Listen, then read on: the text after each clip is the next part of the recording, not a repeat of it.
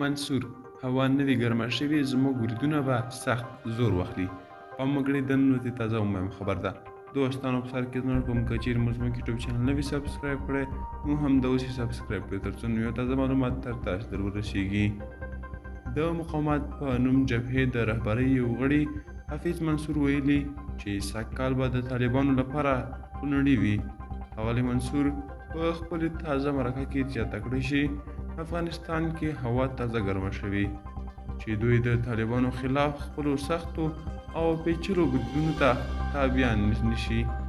د مقاومت په نوم جبهې دغه غړي د خبریال هغه پوښتنه چې آیا تاسو وروستۍ یوه میاشت کې پر طالبانو څومره بریدونه کړي بې ځوابه پرېښی، خو یوازې راتلونکي کې د خپلو بریدونو له زیاتوالي خبر ورکړی دی.